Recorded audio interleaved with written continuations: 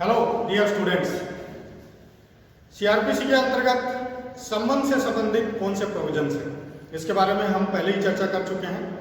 मैंने आपको बताया था कि संबंध का जो चैप्टर है उसको 3 भागों में डिवाइड किया गया है। पहला हम देखेंगे संबंध, दूसरा वारंट और तीसरा उद्घोषणा और कुर्की से संबंधित प्रोविजन। इसी चैप्टर के अंतर्गत किसी व्यक्ति को कैसे कोर्ट तक बुलाया जा सकता है, तो उसके लिए जो प्रोविजन दिए गए हैं उसमें सबसे पहला और सामान्य प्रावधान है वो तो यह है कि किसी व्यक्ति को सम्मन भेज करके न्यायालय में बुलाना। ऐसे में जबकि उसने किसी प्रकार की आपराधिक कार्रवाई नहीं की है और न्यायालय को उसकी आवश्यकता है किसी प्रकार के साक्ष्य इत्यादि में, तो फिर वो सम्मन भेजता है, उसकी तामील करवाता है।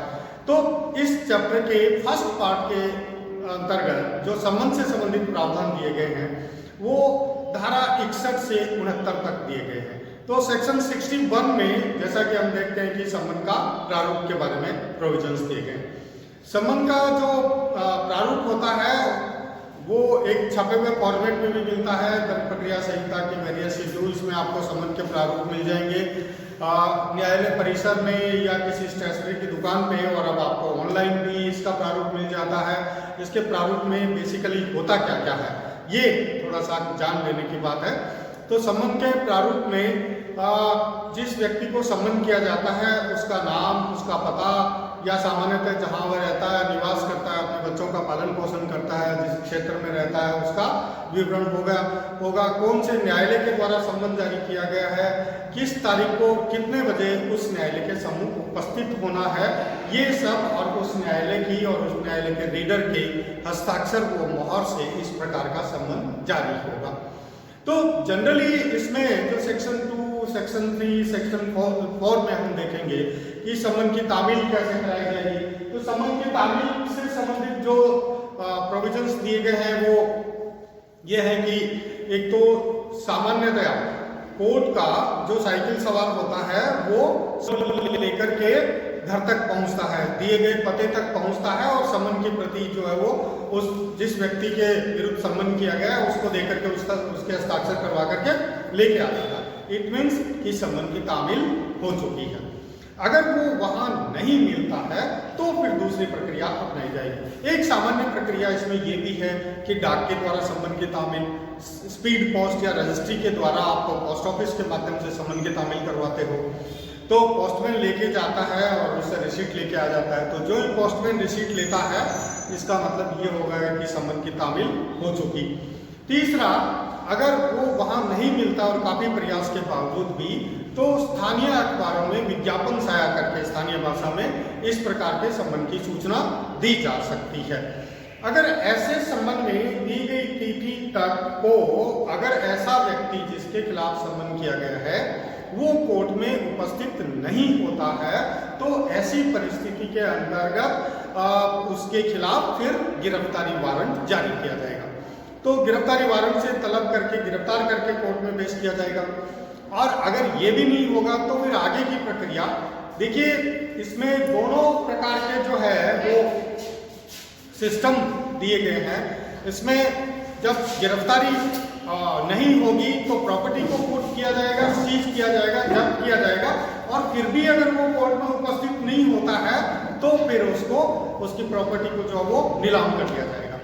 तो ये दोनों ही प्रक्रियाओं के अंतर्गत ऐसे ही प्रावधान है सम्मन के बारे में सिविल प्रोसीजर कोड 1908 में और दंड प्रक्रिया संहिता 1973 के अंतर्गत किस प्रकार से सम्मन का जारी किया जाना, उसको हस्ताक्षरित मुद्रित किया जाना और उसकी तामील करवाया जाना। तो तामील के विभिन्न तरीके मैंने बताए।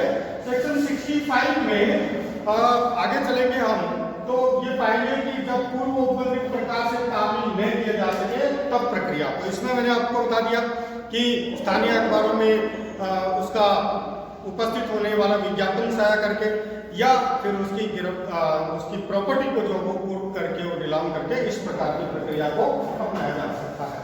सेक्शन 66 बात इजी है, सरकारी सेवक पर किस प्रकार तामील करवाई जाएगी। तो उस सरकारी विभाग का जो मुखिया होगा उसको वो सम्मन भेजा जाएगा।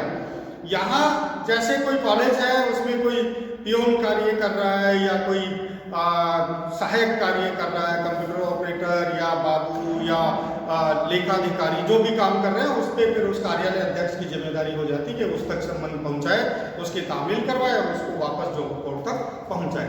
जैसे एसडीएम को सम्मन की तामील करानी है तो कोर्ट सम्मन कलेक्टर को भेजेगी, कलेक्टर एसडीएम को तामील करा के वापस भेजेगी। तो बहुत सिंपल प्रक्रिया है कि सरकारी कार्य को जो किस प्रकार से सम्मन की तामील करवाई जाए।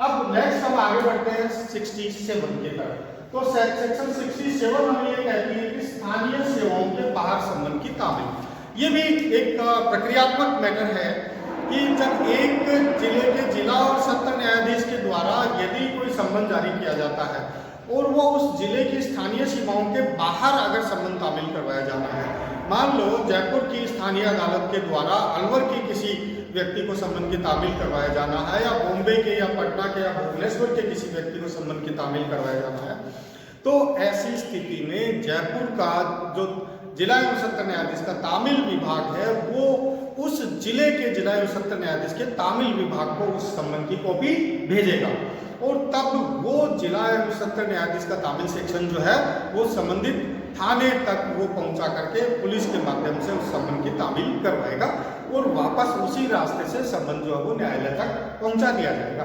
तो इस प्रकार से हम देखते हैं कि अगर स्थानीय सीमाओं में वो व्यक्ति नहीं रहता है तो उस तक सम्मन किस प्रकार से पहुंचाए जाएंगे। यहाँ ये बिल्कुल स्पष्ट कर देता हूँ कि सम्मन एक प्रकार की सूचना है, ये किसी प्रकार का कोई गिरफ्तारी का वारंट या घोषणा या कुर्सी इत्यादि नहीं है, जैसा कि हम इस चैप्टर के बी और सी पोर्शन में देखेंगे। तो एक सिंपल सूचना है किसी व्यक्ति को कि आप इस तारीख को इतने बजे इस न्यायालय में उपस्थित हो। शायद हो सकता है किसी प्रकार की उसके साक्ष्य की आवश्यकता होगी या वो किसी विषय का एक्सपर्ट होगा, विशेषज्ञ होगा, उस विशेषज्ञ की सेवाओं के लिए तामील किया गया होगा।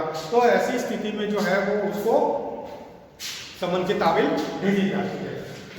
सेक्शन 68 कहता है कि ऐसे मामलों में और जब तामील करने वाला अधिकारी उपस्थित नहीं हो तब तामील का सबूत तो उसके नीचे के अधिकारी को उस सम्मन दे दिया जाएगा और ऐसे में उसकी, जैसे एसडीएम को तामील करने का मैंने आपको उदाहरण बताया, कलेक्टर को भेजा गया, कलेक्टर है नहीं तो वो जो तामील का प्रपत्र जो कोर्ट से आया है वो जिसके पास कलेक्टर का चार्ज है यानी एडीएम का, तो एडीएम तक वो पहुंचा दिया जाएगा और एडीएम फिर उसकी तामील करवाएगा।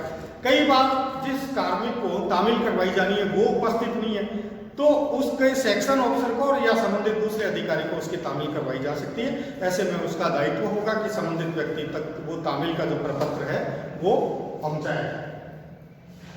69 में साक्षी पर डाक द्वारा सम्मन की तामील, ये तो बिल्कुल सिंपल है और हम चर्चा कर ही चुके हैं। तो दोस्तों ये इसका फर्स्ट पोर्शन जो सम्मन के बारे में हम चर्चा कर रहे थे कि किस प्रकार से आदेशिकाओं को अगले व्यक्ति तक पहुंचाया जाएगा, इसका एक पोर्शन आज हमने देखा कि सम्मन जो है वो किस प्रकार से तामील करवाया जाएगा। तो ये थे सम्मन से संबंधित प्रोविजंस।